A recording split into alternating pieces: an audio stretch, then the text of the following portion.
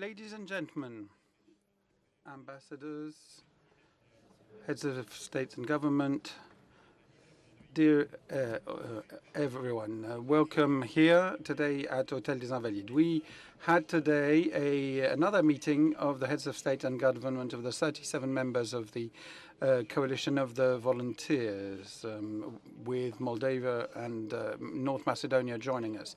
37 countries from Europe, plus Canada and our colleagues from the Indo-Pacific, Japan, Australia, New Zealand. This is the 16th meeting since our very first meeting in February 2025 in Paris and London. It is part of something new, a new phase, and has helped us broaden and speed up two things. First of all, what is happening on the ground militarily. Indeed, Ukraine has regained the initiative very broadly. It has managed to overcome a difficult winter. It is taking ground again, and there are increasing difficulties for Russia on the military and the economic fronts. Second aspect, the negotiations. The planets are aligning to strengthen the opportunity for a robust peace. In Evian, we managed to get the allies come back together, European, Canadians, Americans. We had unanimity in the European Council in June, and that was indeed confirmed and endorsed in Ankara at the NATO meeting last week on the diagnostic, namely that time is not on the side of Russia and that it can't reach its objectives, and on the consequences we must draw, namely that we have to impose an end to combat and relaunch negotiations. So there are four conclusions I draw. First of all, we are determined to go on building our unity as allies to come to a ceasefire and a just and lasting peace. To do so, and that is my second point, we are also determined to go on supporting Ukraine today, even more and even stronger. And this summit has been an opportunity for us to speed up the whole process. There was of course, 90 billion euro loan for Ukraine and the 70 billion from Ankara, the support of the UK, and I'd like to thank the British Prime Minister. It's also true on the military side, and that is why this afternoon, together with President Zelensky, we endorsed a roadmap to implement the agreement on principle that we had found in November on bilateral cooperation. First of all, on anti-aircraft defense, with the first battery of SAMP new generation missiles, which will be delivered very soon, and also on the modernization of the Ukrainian fighters, with the purchase of Rafale systems and the supporting systems, the first one being expected to fly in Ukrainian skies in 2028, 2029, and training before that. There are also new radars and additional missiles.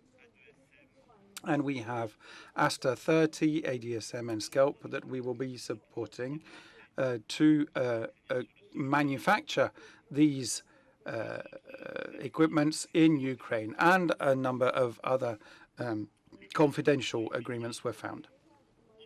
Ukraine has immediate requirements in anti-ballistic resources to start with, and indeed, on the initiative of President Zelensky, we organized earlier a meeting of a number of countries, the members of the Anti-Ballistic coalition, 8 countries together with industrialists, and this will give us an opportunity to boost Ukraine's anti-ballistic missile. First of all, by giving Ukraine the ability to access what it requires to protect its skies, its civilian population, and its critical infrastructure, and also the manufacturing of under license. President Trump already mentioned it under, as concerns the Patriot batteries. We've decided to do the same thing in Aster systems for the SAMP, and others have decided to agree on licensing. And we've also decided to pool our resources to bring together our expertise and develop new capacities, and that is the FREYA project, bringing together the building blocks from our eight countries, and which will speed up the whole process. In a context where Russia can see its economic vulnerability increase because, amongst other things, of the measures we've adopted up until now, we decided to make the most of this by further increasing the pressure. That's the third aspect of things we have worked on. We want to do so by increasing our sanctions and fighting against the shadow fleet. Sanctions, that is what we are supporting, this 21st packet of sanctions within the EU, which will target the banking and financial sector, the military-industrial complex, and all those who take part in the circumventing of such sanctions. And again, I'd like to thank our British colleagues for coordinating so perfectly well with the EU. Can I also welcome the decisions taken by the U.S. administration, that is to say, not granting any waivers for Russian oil and gas, and also the decisions taken on the initiative of a number of American senators. And on this note, I'd like to pay tribute to the late Senator Lindsey Graham, who was so instrumental in supporting Ukraine over the last few years and supporting the transatlantic bond. We are also fighting against the shadow fleet, and the boarding of the Deliver by the French Navy on the 1st of June was the 5th such operation since the end of 2025, and that illustrates our commitment. Can I also pay tribute to what Sweden, the UK, Spain, and others have been doing?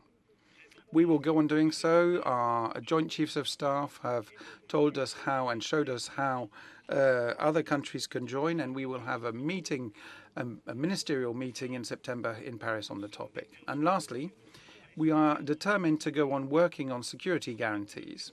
They are the backbone of a fair and lasting peace. You will remember that 6 months ago, on the 6th of January, the Paris Declaration, robust security guarantees for solid and lasting peace in Ukraine, gave the countries of the coalition an opportunity to endorse a joint strategy which enshrined operational convergence in our group and with the US, who were there, focusing on a security understanding. First of all, long-term military support to the Ukrainian armed forces. Secondly, the reassurance force, the MNFU, which will be deployed at sea, in the sky, and on the ground once a ceasefire has been signed. It is a purely defensive mechanism. It is not there to monitor the ceasefire, but to illustrate our commitment to ensuring a permanent end to the hostilities, and it will conduct a number of actions to help regenerate Ukrainian forces, give reassurances, and facilitate the resumption of safe flights or safe shipping. And lastly, a number of measures to avoid any new attack by Russia and to respond to any such attack should Russia decide to undertake one. These could be military, economic, or political responses. These guarantees are not offensive, they're not escalatory, it is not an escalation. We have, and I'm pleased to say that our work has been done by the Joint Chiefs of Staff. It is planning is underway. The headquarters of the MNFU is working on planning and week after week turning it into something operational and concrete. And there will be exercises in the next few months in neighboring countries. We were shown what they would be earlier. This will give us an opportunity to validate our deployment plans and show that we are ready, determined, and credible both on land, at sea, and in the skies. Can I say also that supporting Ukraine is investing in our own safety and security? Those who think that the war will stop on the Ukrainian borders if we yield to or accommodate the aggressor are wrong. History has shown us what the cost of giving up in the face of aggression is, and we shall not make that mistake again.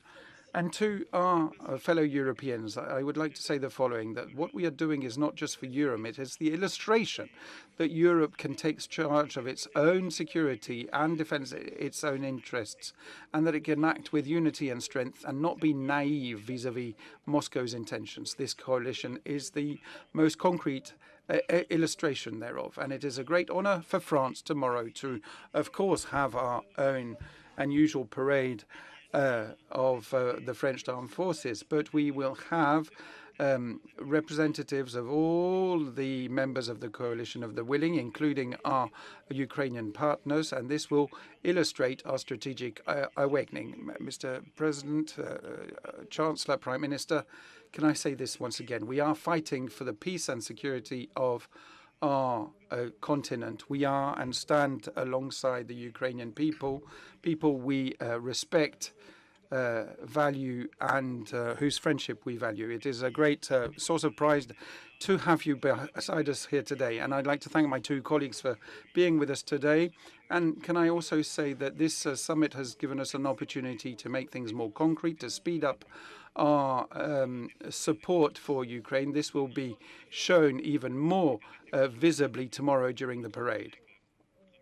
Can I maybe have a quick word for Prime Minister Keir Starmer, who was kind enough to join us here today. In a few days' time, he will be handing over in a spirit of continuity, but let me say how proud we are to have been able to work with him and how grateful the coalition as a whole is to him. We owe you a lot, Prime Minister. Thank you.